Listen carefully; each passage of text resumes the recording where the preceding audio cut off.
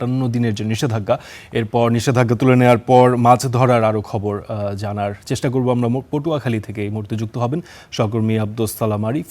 কথা বলবো আরিফের সঙ্গে। আরিফ, পটুয়াখালীর যেই জেলেরা রয়েছেন এই নিষেধাজ্ঞার পর তারা কি মাছ ধরতে গিয়েছেন কিনা এবং তারা মাছ কেমন পাচ্ছেন সেই বিষয়টি যদি একটু জানাতেন।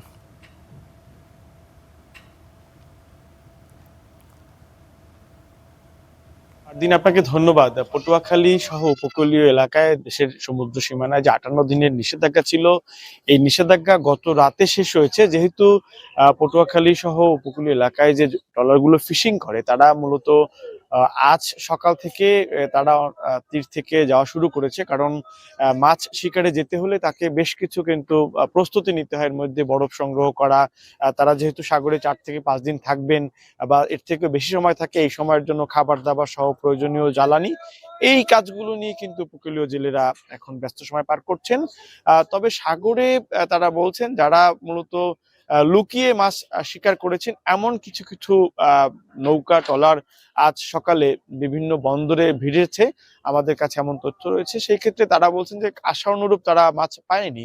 আরেকটি বিষয় হচ্ছে যে উপকূলীয় এলাকায় এই 58 দিনের নিষেধাজ্ঞা পালন করা হলেও সেটি যে খুব বেশি কার্যকর হয়েছে তেমনটি কিন্তু না। কারণ আমরা দেখেছি পটুয়াখালীর বিস্তীর্ণ যে উপকূলীয় বিশেষ করে রাঙাবালি, চরমন্তাজ, কলাপাড়া, গলাচিপা এইসব এলাকায় কিন্তু অনেকেই লুকিয়ে মাছ শিকার করেছেন, যে কারণে বাজারে কিন্তু সামুদ্রিক মাছের একটি সরবরাহ সবসময় ছিল।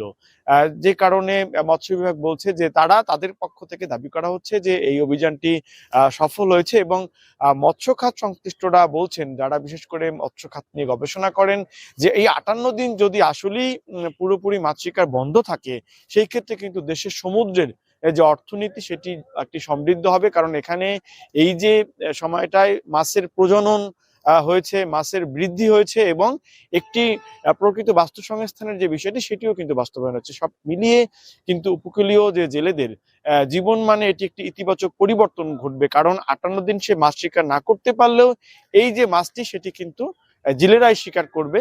আরেকটি বিষয় হচ্ছে যে এবছর কিন্তু ভারতের সাথে মিল রেখেই এই অবরোধ কর্মসূচি পালন করা হয়েছে, যে কারণে ভারতীয় জেলেরা দেশের সমুদ্র সীমানায় এসে মাছ শিকার করেছে এমন অভিযোগ কিন্তু বিগত বছর থেকে অনেক কম ছিল। পটুয়াখালী থেকে আমার কাছে এই ছিল সর্বশেষ। ধন্যবাদ আরিফ আপনাকে।